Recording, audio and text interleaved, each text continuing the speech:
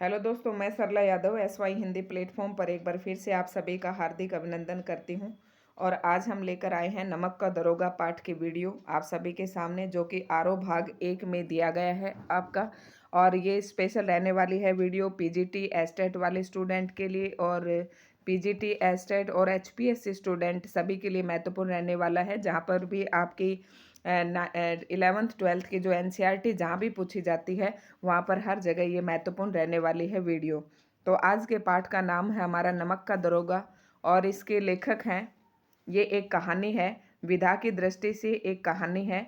आपको यही बातें ध्यान में रखनी है PGT एस्टेट वाले बच्चों को। और इसी तरीके के प्रश्न, जैसे इन प्रश्न आपके एग्जाम में पूछे जाते हैं, जब मैं चैप्टर पढ़ाऊंगी तो साथ साथ आपको बताते जाऊंगी कि कहाँ से क्या प्रश्न और कब पूछा गया था। HSC ने कौन सा प्रश्न पूछा था, HPSC ने कौन सा प्रश्न पूछा था, और PGT एस्टेट में क्या पूछा जाता है। तो ये बातें मैं आपको साथ साथ बताते जाऊंगी दोस्तों। इस तरीके से आपको पाठ शायद ही कोई पढ़ाए। अगर आपको हमारी वीडियो पसंद आती है तो प्लीज़ लाइक शेयर ज़रूर करें, और अगर आप हमारे चैनल पर नए हैं तो चैनल को सब्सक्राइब कर ले, बेल आइकन को प्रेस कर ले, ताकि आगे आने वाले सभी नोटिफिकेशन आप तक पहुँच सकें। तो जो बच्चे हमारे साथ तैयारी कर रहे हैं, हमारे प्लेटफॉर्म से जुड़े हुए हैं, उनके लिए ये है कि मैंने काव्य शास्त्र का सिर्फ एक ही टॉपिक रहता है। PGT एस्टेट वाले बच्चे रस का रहता है, अलंकार और जितने भी थे टॉपिक वो मैंने आपके करवा दिए हैं। और आपके सिलेबस में जो A पार्ट नाम से जो मेंशन है, A पार्ट मैंने संपूर्ण करवा रखा है। आप हमारे प्लेलिस्ट में जाकर चेक कर सकते हैं। भाषा से संबंधित जितनी भी वीडियो हैं बिल्कुल आसान शब्दों में आपको वहाँ पर मिल जाएंगी। और उसके बाद आरो भाग 1 जो है आपके उसमें सिलेबस में दिया गया है, उसका पद्य खंड भी मैं संपूर्ण करवा चुकी हूँ। और यहाँ तक कि 10 के 10 पाठों के MCQs भी आपको हमारे प्लेटफॉर्म पर मिल जाएंगे, हमारे चैनल पर आपको मिल जाएंगे। और वितान भी मैं पूरी करवा चुकी हूँ। जो आरो भाग वितान जो भाग 1 है वो भी हमारे यहाँ पर कंप्लीट हो चुके हैं। उसमें 3 ही अध्याय हैं, आप देख सकते हैं। और आज हम करेंगे आरो भाग 1 का पद्य खंड, गद्य खंड, सॉरी पद्य खंड। हमारा पद्य मतलब कविताएं हमारी पूरी हो चुकी हैं। प्रश्न सहित और व्याख्या सहित मैंने लाइन टू लाइन व्याख्या करवा के वीडियो डाल रखी है, आप देख लेना। अगर आपको फिर से कह रही हूँ कि वीडियो अगर पसंद आती हो तो प्लीज़ लाइक एंड शेयर ज़रूर करें, चैनल को सब्सक्राइब करें।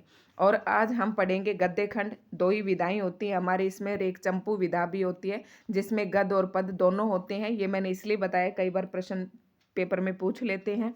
तो पद्य खंड हमारा हो चुका है। आज हम गद्य खंड का पहला ही पाठ करने वाले हैं, और पहला पाठ है नमक का दरोगा। अगर ये हिंदी की विधा से देखें तो एक कहानी है, आप साथ साथ नोट्स बनाते जाइएगा। और इसके राइटर हैं वो प्रेमचंद हैं, प्रेमचंद जी हैं। साथ साथ आपको इसका जीवन परिचय भी पढ़ना है। प्रेमचंद का जीवन परिचय भी आपको हमारे चैनल पर मिल जाएगा। और प्रेमचंद की जितनी भी रचनाएं हैं वो सारी भी आपको ध्यान में रखनी है।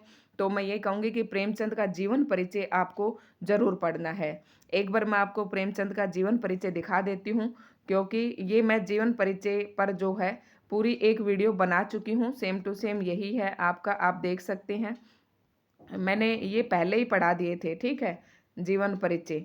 तो आप ये देख लेना, ये जीवन परिचय है, ये इनकी रचनाएं हैं। तो बहुत ही अच्छे से मैंने पढ़ा रखा है, प्रेमचंद देख लेना जीवन परिचय।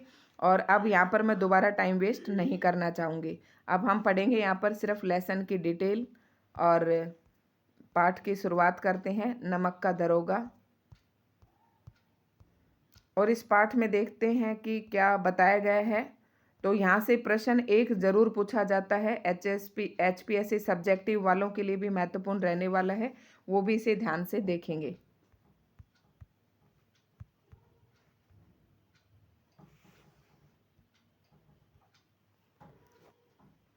सॉरी, थोड़ा सा बीच में डिस्टर्ब हो गया था। तो नमक का दरोगा पढ़ेंगे, जो कि आपके आरो भाग 1 के गद्य खंड में दिया गया है।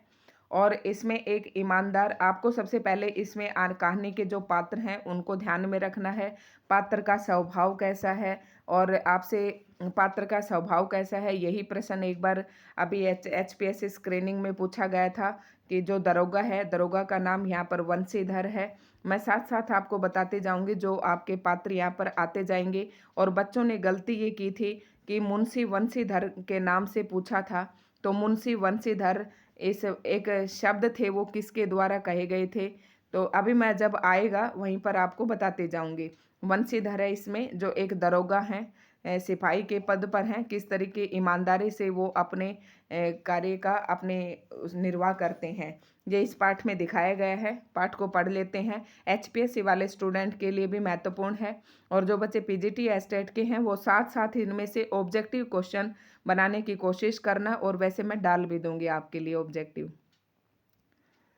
जब नमक का नया विभाग बना और ईश्वर प्रदत्त वस्तु को व्यवहार करने का निषेध हो गया तो लोग चोरी छिपे इसका व्यापार करने लगे।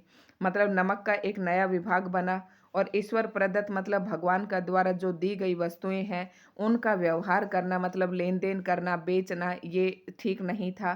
तो लोग क्या करने लगे, उसको चोरी छिपे उसका व्यापार करने लगे।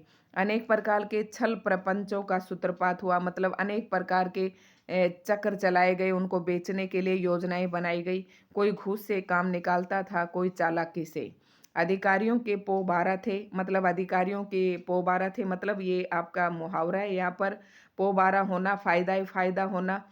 पटवारी गिरी का सर्व सम्मानित पद छोड़कर लोग इस विभाग की बरकंदाजी करते थे। मतलब पटवारी गिरी जिसको अच्छा समझते थे,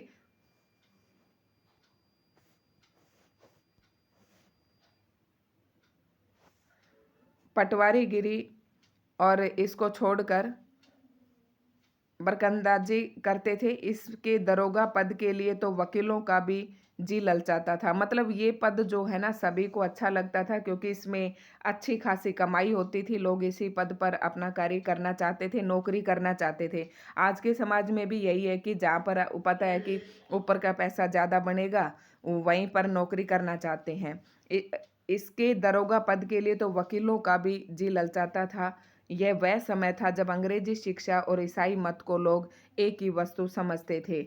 मतलब अंग्रेजी शिक्षा और ईसाई मत को। फारसी का प्राबल्य था, प्राबल्य मतलब फारसी का बोलबाला था। प्रेम की कथाएं और श्रृंगार रस के काव्य पढ़कर फारसीदा लोग सर्वोच्च पदों पर नियुक्त हो जाया करते थे। मतलब जो आप कह रहे हैं ना सिलेबस जो होता है हमारा, उनमें क्या था, प्रेम की कथाएं थी और श्रृंगार रस की जो पढ़ पढ़ कर बड़ी बड़ी नौकरियों पर लग जाते थे। मुंशी वंशीधर भी जुलेखा की विरह कथा समाप्त करके मजनू और फरहाद के प्रेम वृत्तांत को, नल और नील की लड़ाई और अमेरिका के आविष्कार से अधिक महत्व की बातें समझते हुए रोजगार की खोज में निकले। मतलब ये बात किसके बारे में आई, मुंशी वंशीधर के बारे में आई है। और ये भी अपनी पढ़ाई पूरी करके किसकी खोज में निकलते हैं, रोजगार की खोज में निकलते हैं। इनके पिता एक अनुभवी पुरुष थे। समझाने लगे बेटा, जब वो बेटा मुंशी वंशीधर रोजगार की खोज के लिए घर से बाहर निकलता है तो उनके पिता समझाते हैं, घर की दुर्दशा देख रहे हो, ऋण के बोझ से दबे हुए हैं, लड़कियां हैं वह घास फूस की तरह बढ़ती चली जाती हैं, मैं कगारे का वृक्ष हो रहा हूँ। ये जो पंक्तियां थी हमारे जो आपका ये एचपीएससी जो पीजीटी एग्जाम हुआ था उसमें ये लाइन पूछी गई थी कि मैं कगारे का वृक्ष हो रहा हूँ, न मालूम कब गिर पड़ूं। तो ये पंक्तियां किसने कही थी? अब देखो यहाँ पर साफ साफ पता चल रहा है कि ये पंक्तियां मुंशी वंशीधर के पिताजी ने कही थी। और ऑप्शन में क्या दे दिया, मुंशी वंशीधर, एक वृद्धा वंशीधर, उस दोनों का नाम वंशीधर ही दे दिया। और बच्चों ने क्या लगा दिया, वंशीधर। लेकिन ये के दिमाग लगाने वाली बात थी कि मुंशी तो किसको कहते हैं, दरोगा को कहते हैं, और दरोगा उसका बेटा था, ना कि वृद्ध मुंशीधर था। तो इस तरीके से भी आपसे प्रश्न पूछ सकते हैं। तो उसने कहा कि बेटा तुम घर से बाहर निकल रहे हो कमाने के लिए, हमारे पास कर्जा बहुत है, हमारी लड़कियां भी बड़ी बड़ी हो चुकी हैं, और मैं तो एक ऐसा वृक्ष के समान हूँ, मतलब उनकी उम्र हो चुकी है, न जाने कब मैं इस दुनिया से चल बसूं। अब तुम ही घर के मालिक मुख्तियार हो। मतलब ये देखो योजक चिन्ह का प्रयोग किया गया है, मतलब घर के बड़े तुम ही हो। नौकरी के ओहदे की ओर ध्यान मत देना, ये तो पीर की मजार है। नौकरी के ओहदे को उसके बाप ने क्या कहा, पीर की मजार है, निगाह चढ़ावे और चादर पर रखनी चाहिए। मतलब निगाह चढ़ावे और चादर पर रखनी चाहिए, मतलब आप नौकरी जो कर रहे हो उसमें आपको जो आपको चढ़ावा दे अर्थात जो लालच दे उसे आपको ले लेना है, क्योंकि हमें पैसे की बहुत ज़रूरत है। ये शिक्षा उसके पिताजी ने दी। ऐसा काम ढूंढना जहाँ ऊपर कुछ ऊपरी आय हो, मासिक वेतन हो, पूर्णमासी का चांद है जो एक दिन दिखाई देता है और घटते घटते लुप्त हो जाता है। तो प्रश्न यहाँ ध्यान रखने योग्य है कि मासिक वेतन को पूर्णिमा का चांद कहा है, क्योंकि ये है कि अगर महीने के 30,000 मिले तो वो एक ही दिन दिखाई देते हैं 30 और रोज़ घटते घटते घट जाते हैं।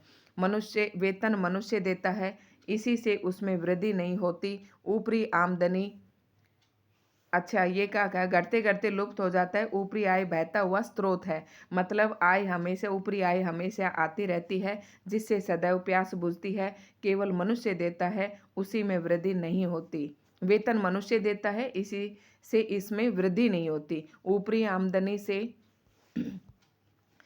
आमदनी ईश्वर देता है, इसी से उसकी बरकत होती है। तुम स्वयं विद्वान हो, तुम्हें क्या समझाऊं। इस विषय में विवेक की बड़ी आवश्यकता है। मनुष्य को देखो, उसकी आवश्यकता को देखो और अवसर को देखो। देखा क्या कहा है इसने। बहुत ही अच्छा चैप्टर है, पढ़ा समझाने की भी कोई खास जरूरत नहीं है, आपको समझ में चला जाएगा, आता जाएगा। उसके उपरांत जो उचित समझो करना कह रहा है कि जो आपको लालच देगा, जो आपको रिश्वत देना, उस मनुष्य को देखना, उसकी आवश्यकता को देखना और अवसर भी देखना। ठीक उसके बाद जो आपको सही लगे वो कर लेना। वो देखो उसने कोई ज़बरदस्ती भी नहीं डाली, इसमें बहुत गहरी शिक्षा भी उसने उसको दे दी है। मतलब समय के महत्व को देखते हुए आपको काम कर लेना है। लेकिन बेगरज को दाव पर पाना जरा कठिन है। इन बातों को निगाह में बांध लो, ये मेरी जन्म भर की कमाई है। जन्म भर की कमाई है मतलब ये मेरा अनुभव है। इस उपदेश के बाद पिताजी ने आशीर्वाद दिया। वंशीधर आज्ञाकारी पुत्र थे। ये बातें ध्यान से सुनी और तब घर से चल पड़े खड़े हुए। इस विस्तृत संसार में उनके लिए धैर्य अपना मित्र, बुद्धि अपने पथ प्रदर्शक और आत्म स्वावलंबन ही अपना सहायक था। मतलब ये उसके चरित्र की जो विशेषताएं थी कि धैर्य उसका मित्र था, धैर्य बुद्धि के द्वारा उसका मार्गदर्शन होता था और वे आत्मलंबन भी अपना सहायक था। मतलब सेल्फ अपने ऊपर डिपेंडेंट रहने वाला। लेकिन अच्छे शकुन के चलते थे, जाते ही जाते नव विभाग के दरोगा पद पर प्रतिष्ठित हो गए।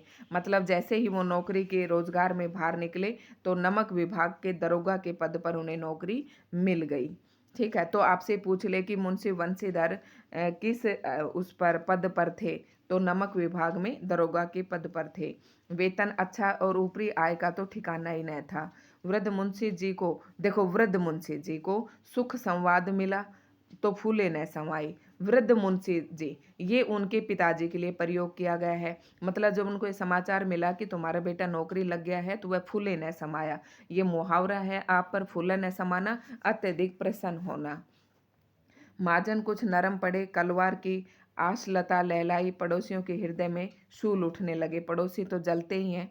मैं बहुत ज़्यादा भी टाइम नहीं लगाऊंगी क्योंकि आसान है और इसकी डिटेल हम पढ़ते जाएंगे। जाड़े के दिन थे, रात का समय। नमक के सिपाही चौकीदार नशे में मस्त थे।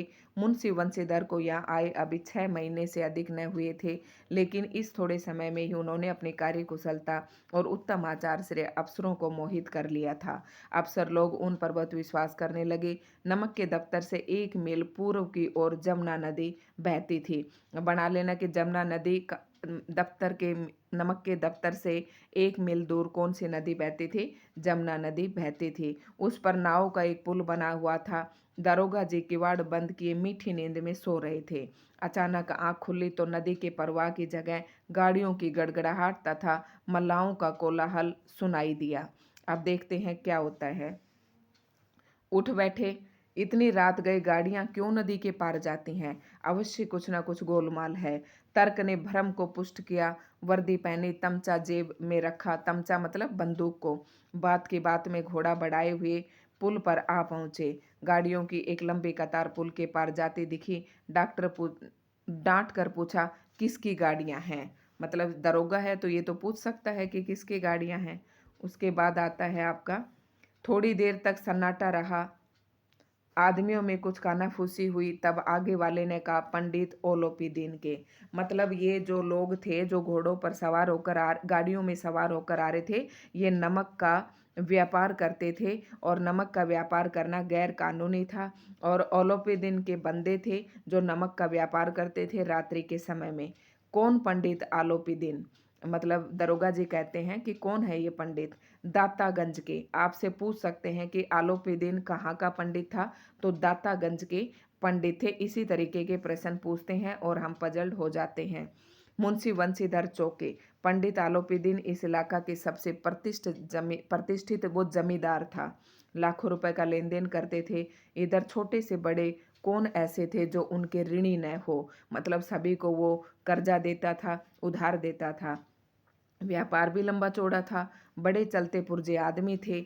अंग्रेज अफसर उनके इलाके में शिकार खेलने आते और उनके मेहमान होते। 12 मास सदा व्रत चलता था, मतलब खाना पीना चलता रहता था।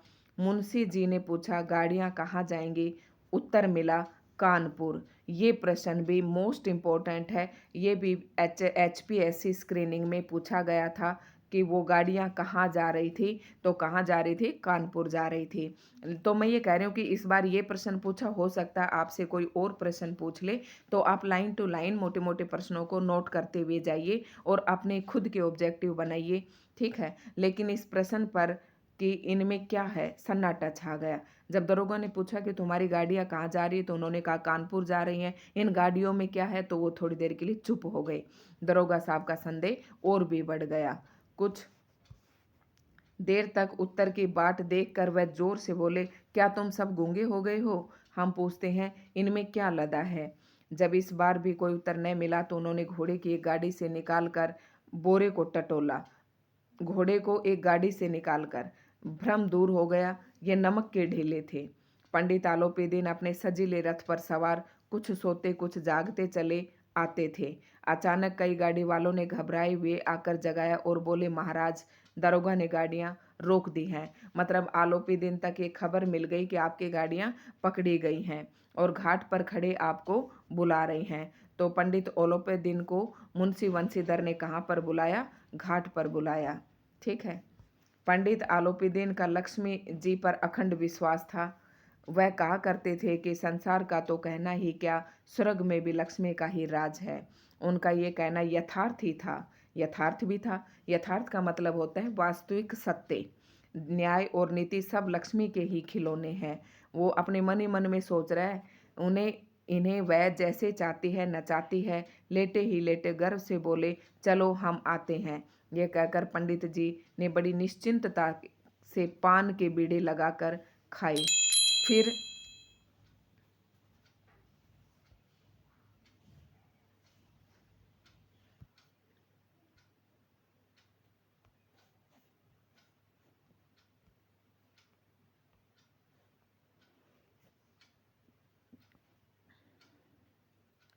हेलो दोस्तों, माफ़ी चाहूँगी थोड़ी सी देर के लिए वीडियो में प्लीज़ ये थोड़ी सी गड़बड़ हो गई थी, तो आप इसे थोड़ा सा स्किप करके देख लेंगे। और हम यहाँ से पढ़ रहे थे कि उनके जो आलोपीदीन के जो चमचे हैं वो जाकर बताते हैं कि साहब गाड़ी रोक ली गई है। और तो वो किस तरीके से मतलब आते हैं, तो हम यहाँ तक हम पढ़ चुके थे कि मैं बीच में थोड़ी सी मैंने वीडियो रोक दी थी, फिर से फ्लो बनता है। हमसे ऐसा कौन सा अपराध हुआ कि गाड़ियाँ रोक दी गई? हम ब्राह्मणों पर तो आपकी कृपा दृष्टि रहनी चाहिए। वंशीधर रुखाई से बोले, सरकारी हुक्म।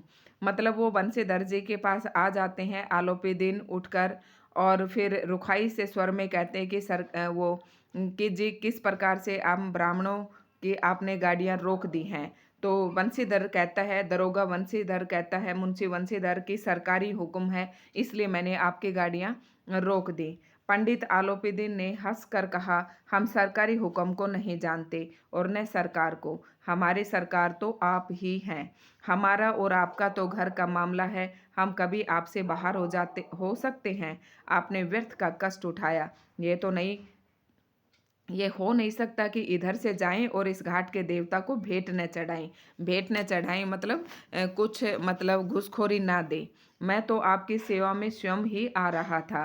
वंशीधर पर ऐश्वर्य की मोहिनी वंशी का कुछ प्रभाव न पड़ा। ईमानदारी की नई उमंग थी। कड़क कर बोले, हम उन नमक हरामों में नहीं हैं जो कोड़ियों पर अपना ईमान बेचते फिरते हैं। आप इस हिरासत में हैं। अब वो कहते हैं उसकी जो चापलूसी वाली बातें करता है ओलोपीदीन, और उन बातों का जो है वंशीधर पर कोई फर्क नहीं पड़ता। और कहते हैं कि आप इस समय हिरासत में हैं। आपका कायदे के अनुसार चालान होगा। बस मुझे अधिक बातों की फुर्सत नहीं है। जमादार बदलू सिंह, तुम इन्हें हिरासत में ले लो, मैं हुक्म देता हूँ। मतलब बदलू सिंह को कौन कहता है? मुंशी वंशीधर कहता है कि तुम इन्हें से इसे हिरासत में ले लो आलोपीदीन को, मैं तुम्हें हुक्म देता हूँ। तो आई होप आप आराम से समझ रहे होंगे। थोड़ा सा जल्दी जल्दी करके पढ़ेंगे और क्योंकि चैप्टर बहुत लंबा है ये। पंडित आलोपीदीन स्तंभित हो गए। गाड़ी वानों ने में हलचल मच गई। पंडित जी के जीवन में कदाचित ये पहला ही अवसर था कि पंडित जी को इस ऐसी कठोर बातें सुननी पड़ी। बदलू सिंह को आगे बढ़ा, किंतु रोब के मारे ये साहस न हुआ कि उनका हाथ पकड़ सके। मतलब उसका आलोपीदीन का रोब बहुत तगड़ा था। पंडित जी ने धर्म को धन का ऐसा निरादन करते समय कभी नहीं देखा था, इससे पहले कभी नहीं देखा था। विचार किया, ये अभी उद्दंड लड़का है। उद्दंड मतलब थोड़ा शरारती, थोड़ा चंचल है। माया मोह के जाल में अभी नहीं पड़ा है, अल्लड़ है, झिझकता है। तो मतलब पंडित ओलोपीदीन जो है मन ही मन ये सोच रहा है कि ये तो मेरे साथ पहली बार हुआ। कोई पहली बार ऐसा इंसान आया है जिसने मतलब मेरे विरुद्ध बोला है और मुझे हिरासत में लिया है। लगता है कि ये नया नया बच्चा है, इसे घूसखोरी के बारे में पता नहीं है। ऐसे पंडित आलोपीदीन सोचता जाता है। माया मोह के जाल में अभी नहीं पड़ा है और बहुत दीन भाव से बोले, बाबू साहब ऐसा न कीजिए, हम मिट जाएंगे, इज्जत धूल में मिल जाएगी। हमारी अपमान करने से आपके हाथ क्या आएगा? हम किसी तरह आपसे बाहर थोड़े ही हैं। वंशीधर ने कठोर स्वर में कहा, हम ऐसी बातें नहीं सुनना चाहता। था कोई वंशीधर मेरे जैसा? आलोपीदीन ने जिस सहारे को चट्टान समझ रखा था, मतलब आलोपीदीन का सहारा क्या था? सहारा क्या था कि वो घूसखोरी दे देता था और उसका काम हो जाता था। वह पैरों के नीचे से खिसकता हुआ मालूम हुआ। स्वाभिमान और धन ऐश्वर्य को कड़ी चोट लगी, किंतु अभी तक धन की सांख्यिक शक्ति का पूरा भरोसा था। मतलब उसे अभी भी भरोसा था कि अगर मैं इसे रिश्वत दूंगा अच्छी खासी तो ये मान जाएगा। अपने मुख्तार से बोले, लाला जी 1,000 के नोट बाबू साहब को भेंट कर दो। देखो पहले 1,000 नोट की घुसखोरी देता है। आप इस समय भूखे सिंह हो रहे हैं। वंशीधर ने गर्म होकर कहा, 1,000 नहीं, 1,00,000 भी मुझे सच्चे मार्ग से नहीं हटा सकते। धर्म की इस बुद्धिहीन दृढ़ता और देव दुर्लभ त्याग पर मन बहुत झुंझलाया। अब दोनों शक्तियों में संग्राम होने लगा। धन ने उछल उछल कर आक्रमण करने शुरू किए। 1 से 5, 5 से 10, 10 से 15 और 15 से 20,000, 15 से 20,000 नौबत पहुंची। किंतु धर्म अलौकिक वीरता के साथ इस बहुसंख्यक सेना के सम्मुख अकेला पर्वत की भांति अटल और अविचलित खड़ा था। इसका मतलब यहाँ कहने का भावार्थ ये है कि पहले उसने 1 से 5 कहा, 5 से 10,000 कहा, 10 से 15 कहा और 15 से 20,000 तक की नौबत पहुंची, लेकिन जो वंशीधर जी थे उनका वो अपने विचारों पर अविचलित, मतलब बिना विचलित हुए खड़े थे, पर्वत की भांति अडिग होकर खड़े थे। आलोपीदीन निराश होकर बोले, अब इससे अधिक मेरा साहस नहीं, आगे आपको अधिकार है। वंशीधर ने अपने जमादार को ललकारा। बदलू सिंह मन में दरोगा जी को गालियां देता हुआ पंडित आलोपीदीन की ओर बढ़ा। मतलब बदलू सिंह भी ये चाह रहा था कि दरोगा जी ऐसा क्यों कर रहे हैं, इन्हें पैसे ले लेना चाहिए और आलोपीदीन को छोड़ देना चाहिए। पंडित घबराकर 2-3 कदम पीछे हट गया। अत्यंत दीनता से बोले, बाबू साहब ईश्वर के लिए मुझ पर दया कीजिए, मैं 25,000 पर निपटारा करने को तैयार हूँ। यानी कि 25,000 पर बात आ जाती है और उस समय में 25,000 बहुत होते थे। असंभव बातें 30,000 पर किसी तरह भी संभव नहीं। क्या 40,000 पर भी नहीं?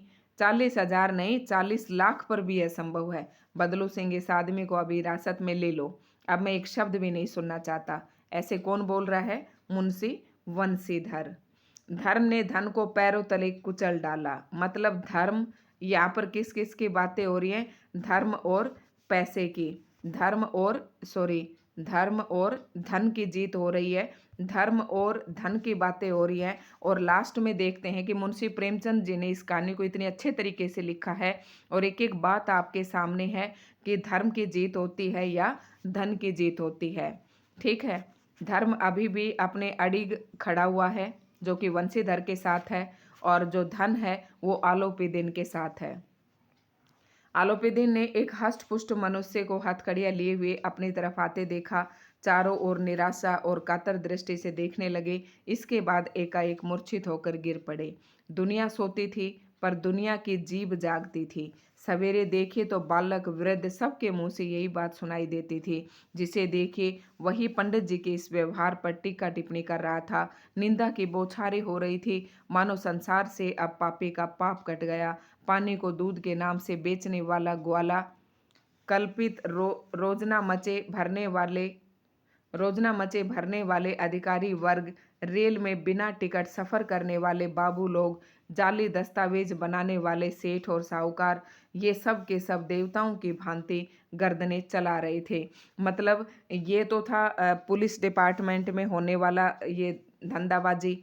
और जो बाकी और लोग थे जो बिना टिकट के सफ़र करते थे और जो दस्तावेज झूठे दस्तावेज बन, उन सब लोगों को भी मतलब वो सचेत हो गए कि तुम्हारे ऊपर भी कभी इस तरह की तलवार लटक सकती है। जब दूसरे दिन पंडित आलोपीदीन अभियुक्त होकर कांस्टेबलों के साथ हाथों में हथकड़ियां, हृदय में ग्लानि और क्षोभ भरे लज्जा से गर्दन झुकाए अदालत की तरफ चले तो सारे शहर में हलचल मच गई। क्योंकि आलोपीदीन एक नामी ग्रामी था। ठीक है, मेलों में कदाचित आंखें इतनी व्यग्र न होती होंगी, भीड़ के मारे छत और दीवार में कोई भेद न रहा। मतलब इस तरीके से दुनिया उन्हें देख रही थी जब वो जेल जा रहा था, अदालत में जा रहा था। किंतु अदालत में पहुंचने की देर थी। पंडित आलोपीदीन इस अगाध वन के सिंह थे। अगाध वन के सिंह मतलब जहाँ पर घूसखोरी चलती है, जहाँ भ्रष्टाचार चलता है, जहाँ पैसे चलते हैं, उस अगाध वन का एक अकेला सिंह था ये। पैसे के बल पर ये सब कुछ खरीदना जानता था। अधिकारी वर्ग उनके भक्त, अमले उनके सेवक, वकील मुख्तार उनके आज्ञापालक और अर्दली, चपरासी तथा चौकीदार तो उनके बिना माल के गुलाम थे। उन्हें देखते ही लोग चारों तरफ से दौड़े। सभी लोग विस्मित हो रहे थे। इसलिए नहीं कि आलोपीदीन ने क्यों कर्म किया, बल्कि इसलिए कि वह कानून के पंजे में कैसे आए। ऐसा मनुष्य जिसके पास असाध्य साधन करने वाला धन और अनन्य वाचालता मतलब बोलने की कला, वह क्यों कानून के पंजे में आए। प्रत्येक मनुष्य उनसे सहानुभूति प्रकट करता था। बड़ी तत्परता से इस आक्रमण को रोकने के निमित्त वकीलों की एक सेना तैयार की गई। न्याय के मैदान में धर्म और धन में युद्ध ठन गया।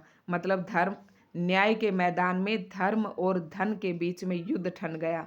वंशीधर चुपचाप खड़े थे। उनके पास सत्य के सिवा न कोई बल था, न स्पष्ट भाषण के अतिरिक्त कोई शस्त्र। गवाह थे किंतु लोभ से डांवाडोल। गवाह थे लेकिन उन्हें वंशीधर को ये लग रहा था कि जो तेरे पास गवाह है ये भी लालच में बिक जाएंगे, और उन्हें कोई भरोसा नहीं था कि ये सच्चाई देंगे। ये जो हमारे गवाह हैं ये सत्य बोलेंगे। उनके पास अपना स्पष्ट भाषण के अतिरिक्त और कोई शस्त्र नहीं था। यहाँ तक कि मुंशी जी को न्याय भी अपनी ओर से कुछ खींचा हुआ, मतलब मुंशी जी को ऐसा लग रहा था कि न्याय भी बिक जाएगा हुआ दिख पड़ता था। वह न्याय का दरबार था, परंतु उसके कर्मचारियों पर पक्षपात का नशा छाया हुआ था। किंतु पक्षपात और न्याय का क्या मेल। जहाँ पक्षपात हो वहाँ न्याय की कल्पना भी नहीं की जा सकती। मुकदमा शीघ्र ही समाप्त हो गया। डिप्टी मजिस्ट्रेट ने अपनी तजवीज़ में लिखा, पंडित आलोपीदीन के विरुद्ध दिए गए प्रमाण देखो। जिनके नीचे जय लगा हुआ होता है ये उर्दू फारसी के शब्द होते हैं। निर्मूल और भ्रमात्मक है। वह एक बड़े भारी आदमी है। यह बात कल्पना के बाहर है कि उन्होंने थोड़े लाभ के लिए ऐसा दुस्साहस किया हो।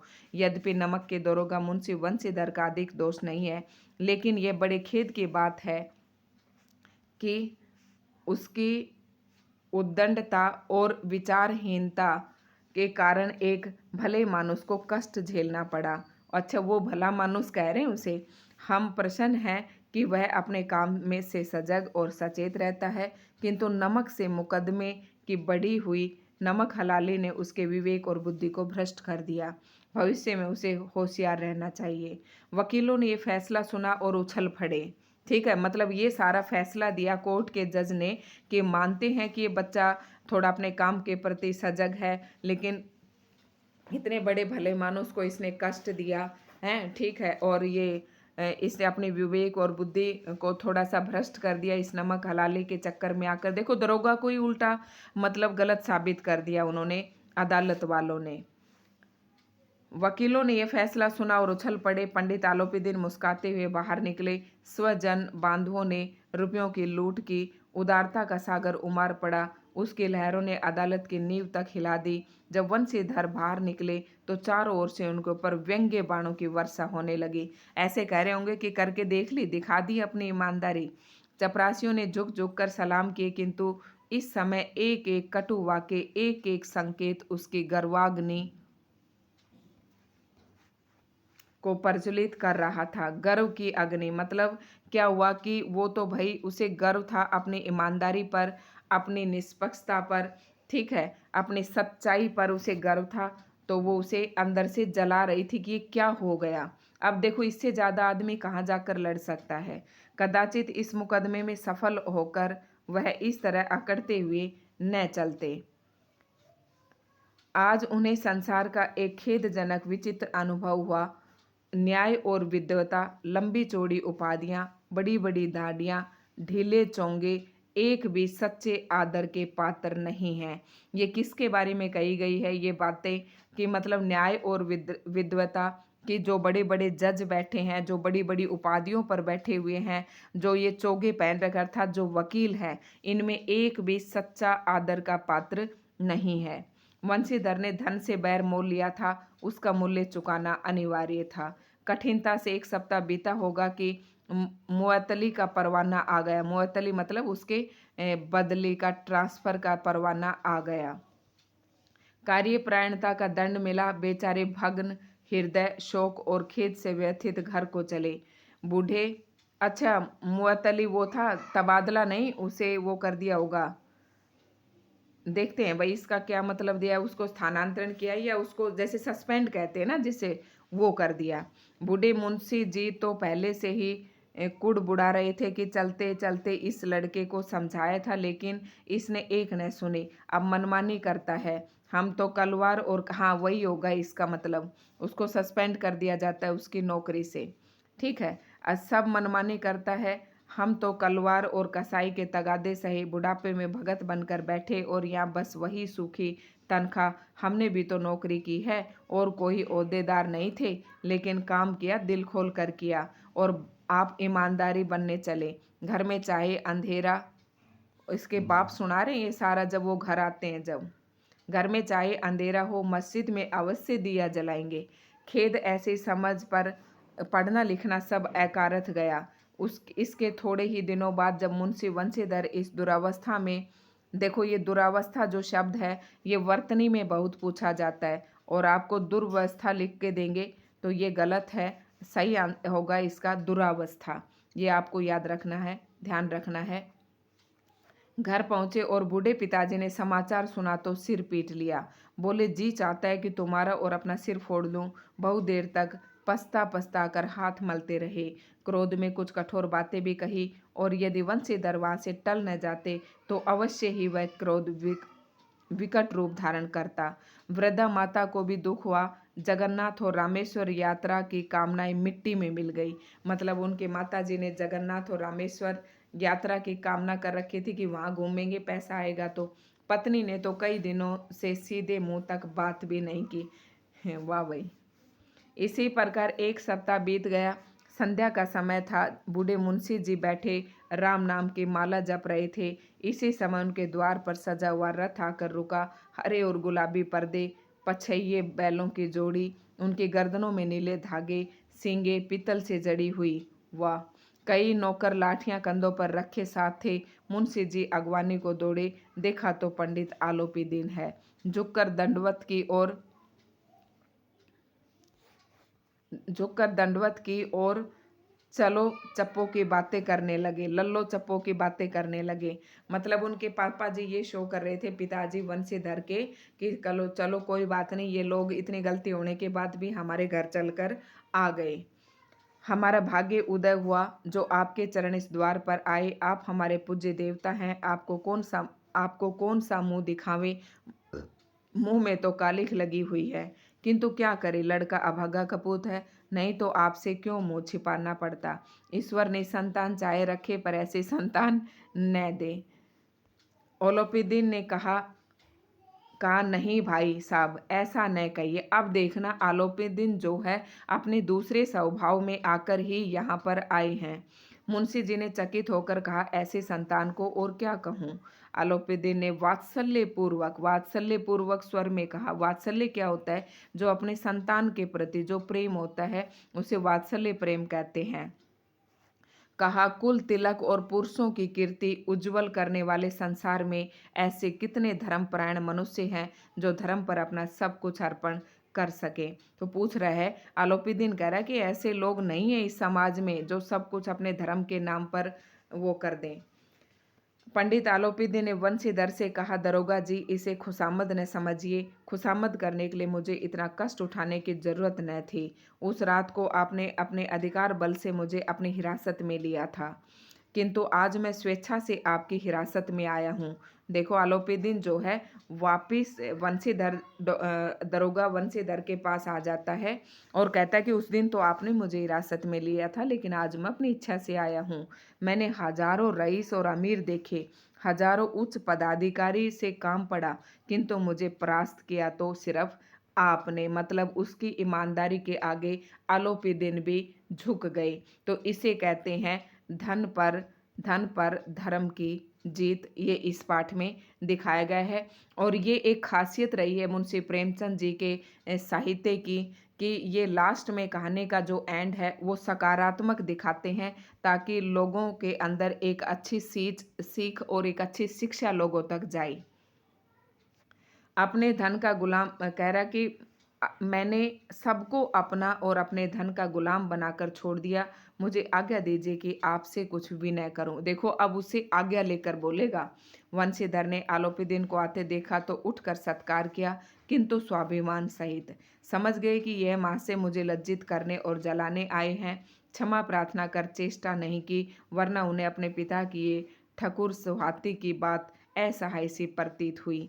पर पंडित जी की बातें सुनी तो मन की मैल मिट गई। उसके मतलब थोड़ा सा वंशीधर भी खुश हुआ कि चलो तुम अपनी जगह पर ठीक थे। पंडित जी की ओर उड़ती हुई दृष्टि से देखा, सद्भाव झलक रहा था। मतलब अब उसके स्वभाव में एक सद्भाव झलक रहा था। गर्व ने अब लज्जा के सामने सिर झुका दिया। शर्माते हुए बोले, ये आपकी उदारता है जो ऐसा कहते हैं। मुझसे तो जो कुछ अविनय हुई उसे क्षमा कीजिए। अब आलोपी मैं धर्म की बेड़ी में जकड़ा हुआ था। मतलब ये क्या हुआ है, वंशीधर जी भी कह रहे हैं कि मुझे क्षमा करना। उस समय मैं धर्म की बेड़ी में जकड़ा हुआ था, अर्थात मैं अपनी ड्यूटी पर था और मैं आपके पैसे नहीं ले सकता था, नहीं तो वैसे मैं आपका दास हूँ। अब वो कह रहे हैं वंशीधर जी कि वैसे तो मैं आपका दास हूँ, लेकिन जिस समय मैं अपनी ड्यूटी पर तैनात था और मैंने आपको हिरासत में लिया और जो भी घटना घटी उसके लिए मैं आपसे माफ़ी चाहता हूँ। जो आज्ञा होगी वह मेरे सिर माथे पर। आलोपीदीन ने विनीत भाव से कहा, नदी तट पर आपने मेरी प्रार्थना नहीं स्वीकार की थी, किंतु आज स्वीकार करनी पड़ेगी। अब देखते हैं क्या प्रार्थना लेकर आया है। वंशीधर बोले, मैं किस योग्य हूँ, किंतु जो कुछ सेवा मुझसे हो सकती है उसमें त्रुटि न होगी। आलोपीदीन ने एक स्टाम्प लगा हुआ पत्र निकाला और उसे वंशीधर के सामने रखकर बोले, इस पद को स्वीकार कीजिए और अपने हस्ताक्षर कर लीजिए। मैं ब्राह्मण हूँ, जब तक ये सवाल पूरा न कीजिएगा द्वार से न हटूंगा। मतलब ये भिक्षा तो वह लेकर ही जाएगा। मुंशी वंशीधर ने उस कागज को पढ़ा तो कृतज्ञता क्या होता है? किए गया जो उपकार होता है उसे, किए गए उपकार को मानने वाला कृतज्ञता होता है। कृतज्ञता से आंखों में आंसू भर आए। पंडित आलोपीदीन ने उसको अपनी सारी जायदाद का स्थायी मैनेजर नियुक्त कर लिया।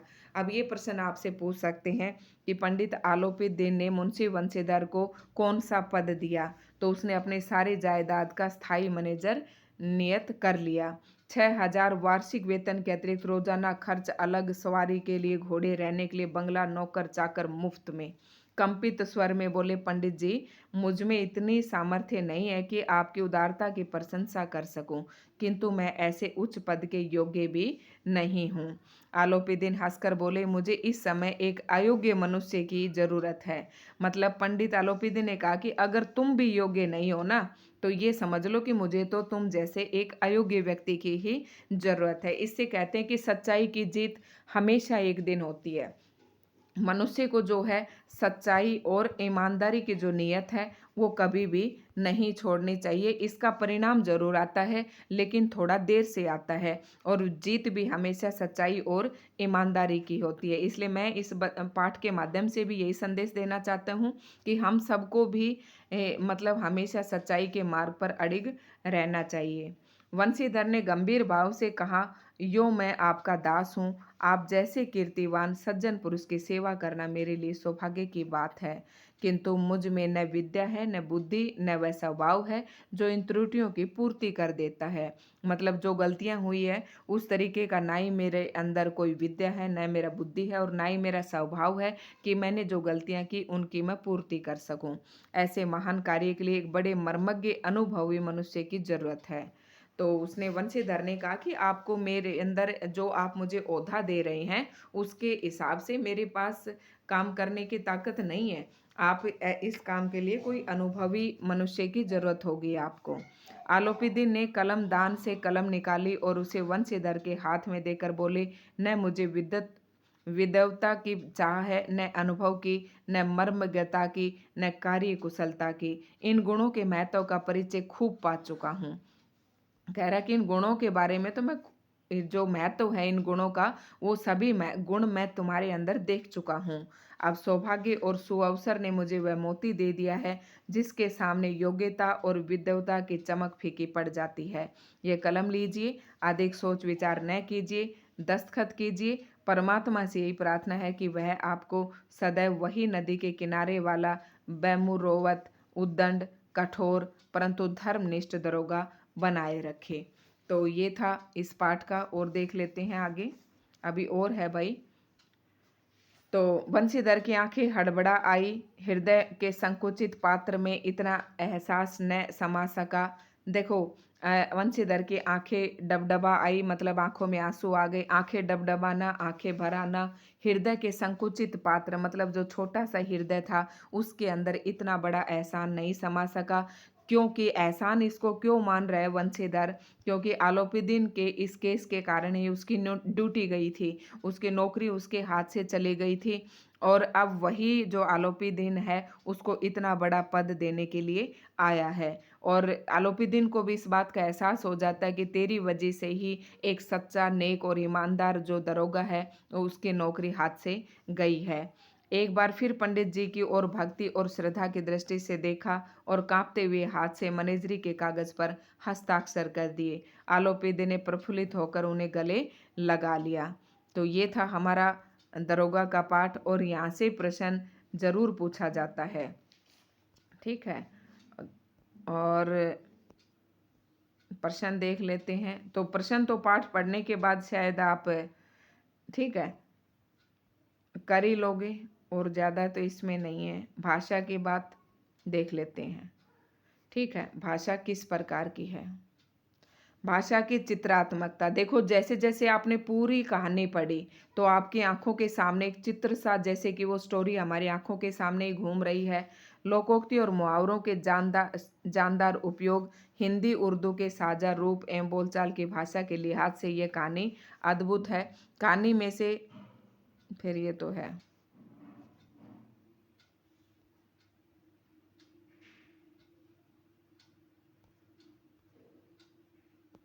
बस वही ये था इसमें। आप शब्दार्थ यहाँ पर देख सकते हैं 1 मिनट के लिए कि बरकंदाजी क्या था, आया था ना यहाँ पर, बरकंदाजी बंदूक लेकर चलने वाला सिपाही यानी कि चौकीदार। सदाव्रत हमेशा अन्न बांटने वाला व्रत। मुख्तियार क्या होता है? कलेक्ट्री के वकील से कम दर्जे का वकील, मतलब कलेक्ट्री से थोड़ा सा कम। अलौकिक दिखाई न देने वाला, कातर परेशान, अमले कर्मचारी मंडल। अर्दली मतलब ओर्डरली, किसी बड़े अफसर के साथ रहने वाला खास चपरासी। और तजवीज़ आया था, इसका मतलब होता है राय या निर्णय। एकारथ मतलब व्यर्थ और पछइये पश्चिमी। ठीक है, ये आपके शब्दार्थ थे। और बस अब ये चैप्टर आपका ख़त्म हो चुका है। आगे आता है कृष्णा शोभती का। और अगर आप जीवन परिचय भी आप देख लेना, जीवन परिचय मैंने अपने SY हिंदी प्लेटफॉर्म पर पढ़ा रखा है।